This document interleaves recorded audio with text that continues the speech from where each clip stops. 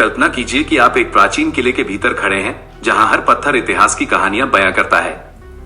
आज हम दिल्ली के फिरोज शाह कोटला की यात्रा पर निकल रहे हैं, जो फिरोजाबाद की राजधानी का एक महत्वपूर्ण किला था।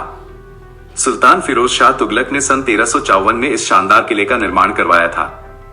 लेकिन इन खंडहरों के बीच एक खास बात है, 3री सदी ईसा पूर्व का अशोक स्तंभ। ये स्तंभ 25 टन से भी ज्यादा भारी है और करीब 42 फीट ऊंचा है। कभी ये स्तंभ हरियाणा के टोपारा गांव में था और सुल्तान फिरोज शाह ने इसे यहां लाकर स्थापित किया। लेकिन सवाल ये उठता है कि एक मुस्लिम शासक ने एक गैर इस्लामी स्तंभ को क्यों इतना महत्व दिया? आखिर इस स्तंभ में ऐसा क्या था जो सुल्तान को इतना आकर्षित करता था? ये जानकारी आप इस वीडियो से प्राप्त करेंगे। अंत तक हमारे साथ बने रहिए।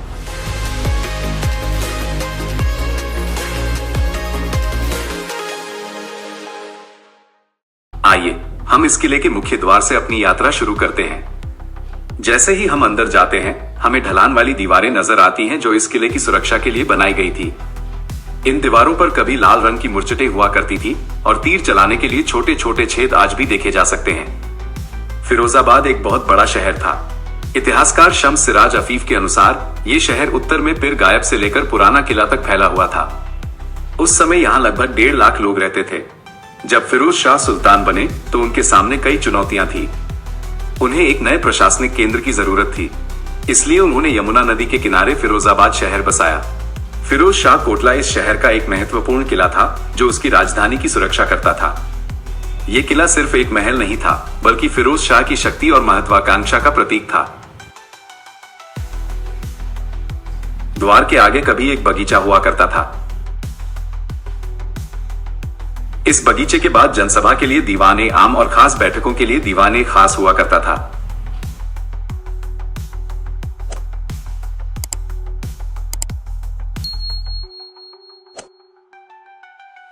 इन हॉलों के आगे खास महल यानी शाही महल और नदी के किनारे जनाना या महिलाओं का हिस्सा हुआ करता था। अब हमें केवल इन संरचनाओं के खंडहर दिखाई देते हैं, लेकिन इन खंडहरों से हम अंदाजा लगा सकते हैं कि यहां कभी कितनी भव्यता रही होगी।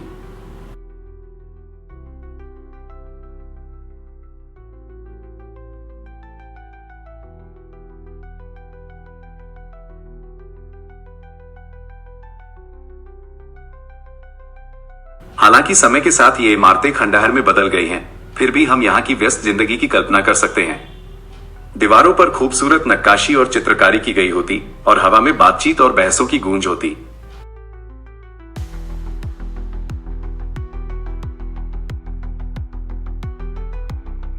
अब हम उस हिस्से की ओर बढ़ेंगे जहां मस्जिद और अशोक स्तंभ, जिसे लाट कहते हैं, स्थित हैं।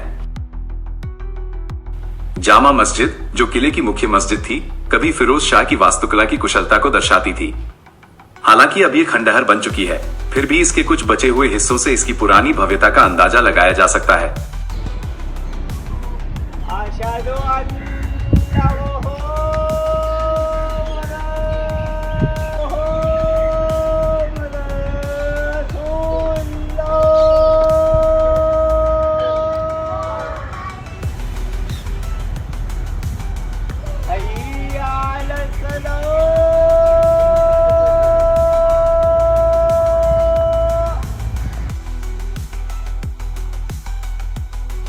कल्पना कीजिए एक मस्जिद की जिसका प्रवेश द्वार सुंदर नक्काशी और बारीक पत्थर के काम से सजा हुआ हो।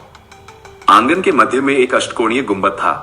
इस गुंबद के भीतर एक महत्वपूर्ण दस्तावेज, फुतुहात-ए फिरोज शाही, सुरक्षित रखा गया था। ये दस्तावेज सम्राट फिरोज शाह की उपलब्धियों का विस्तृत विवरण प्रस्तुत करता था, लेकिन दुर्भाग्यवश अब ये खो गया है। इस मस्जिद का प्रभाव दूर दूर तक फैला था। कहा जाता है कि तैमूर, जो एक आक्रमणकारी था, इस मस्जिद की सुंदरता से इतना प्रभावित हुआ कि उसने अपने राजधानी समरकंद में भी ऐसी ही एक मस्जिद बनवाने का आदेश दिया और भारत से कारीगरों को अपने साथ ले गया। आज भी जामा मस्जिद की निचली मंजिल के कमरे हमें इसकी पुरानी व्यवस्था और उद्देश्य की एक झलक देते हैं।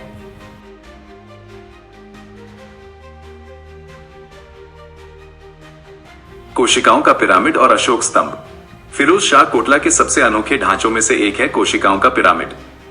यह इमारत विशेष रूप से फिरोज शाह ने उस ऐतिहासिक स्तंभ को रखने के लिए बनवाई थी, जिसे उन्होंने टोपारा, हरियाणा से लगभग 200 किलोमीटर दूर से यहां लाया था। अशोक स्तंभ को धारण करने वाला पिरामिड 3 स्तरों से निर्मित है, जो आकार में क्रमशः छोटे होते जाते हैं। इस बहुस्तरीय संरचना के कारण पिरामिड एक सीढ़ीदार रूप धारण करता है। हर छत पर गुंबददार कोशिकाओं की एक श्रृंखला है जो इस ढांचे के ठोस हिस्से के चारों ओर बनी है और इन्हीं में अशोक के लाट का आधार जुड़ा हुआ है। ये कहानी की यह शानदार अशोक स्तंभ किस तरह फिरोज शाह कोटला में लाया गया दिलचस्प है और सुल्तान फिरोज शाह तुगलक की महत्वाकांक्षा का प्रतीक भी है। प्राचीन धरोहरों के प्रति अपने प्रेम के लिए मशहूर फिरोज शाह विशेष रूप से अशोक स्तंभों से प्रभावित थे जो बीते हुए युग की मूक यादगार के रूप में खड़े थे। उनका उद्देश्य इन प्रतीकों को दिल्ली लाकर अपने शासन की भव्यता को प्रदर्शित करना था।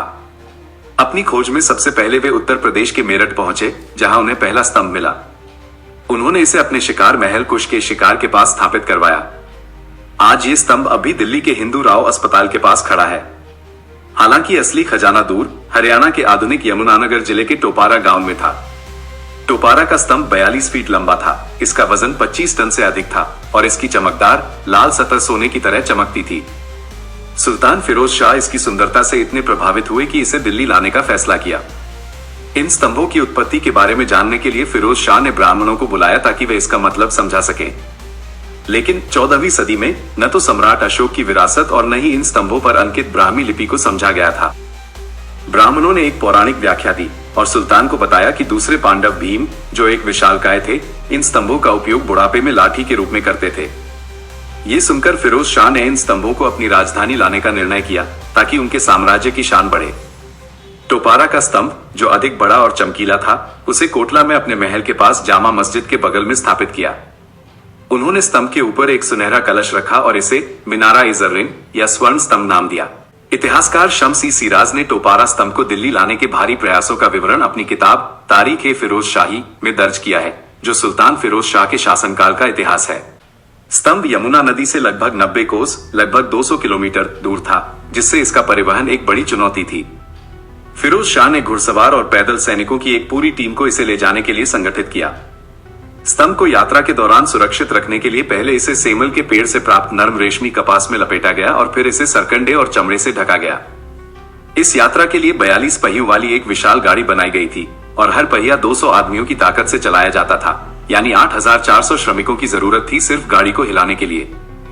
गाड़ी स्तंभ को नदी किनारे तक ले गई जहां से इसे एक बड़े नाव पर लादकर दिल्ली लाया गया।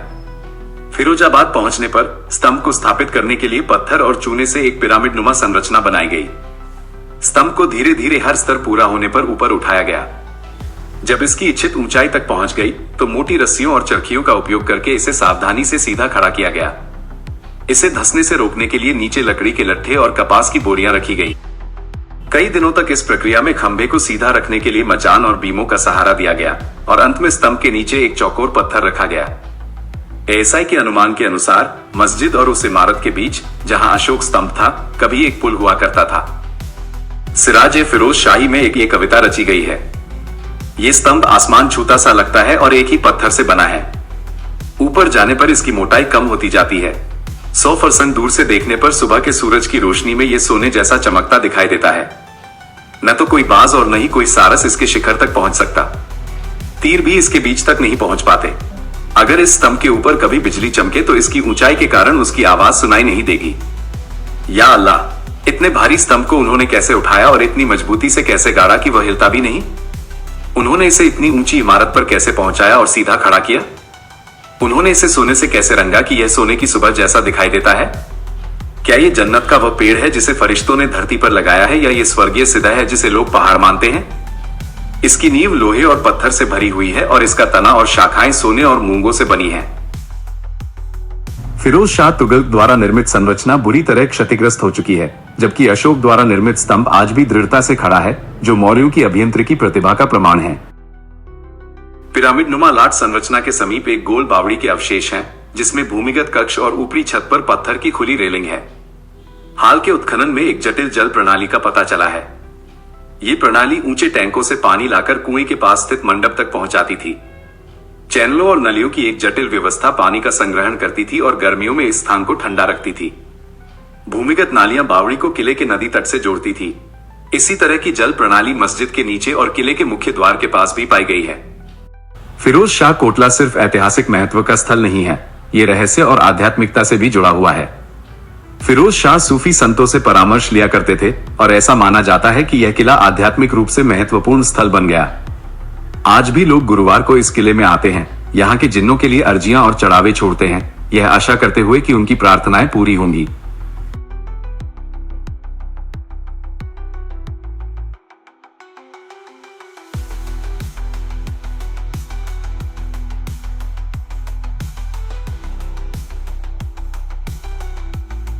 फिरोजाबाद की भव्यता हमेशा के लिए नहीं रही। सदियों के दौरान नए शासकों ने अपने नए शहरों जैसे दीनपना, शेरगढ़ और शाहजहानाबाद के निर्माण के लिए इन खंडहरों से पत्थरों को निकाल लिया। आज फिरोज शाह कोटला उस शासक की महत्वाकांक्षा और विश्वास का प्रतीक है जिसने अपने तरीके से इतिहास को आकार देने की कोशिश की। यहाँ के भव्य महल और मस्जिदें, जिन्नों की रहस्यमय कहानियां, ये सब उस समय की एक झलक पेश करते हैं जब साम्राज्य उभरते थे, गिरते थे और अपने पीछे कहानियां छोड़ जाते थे।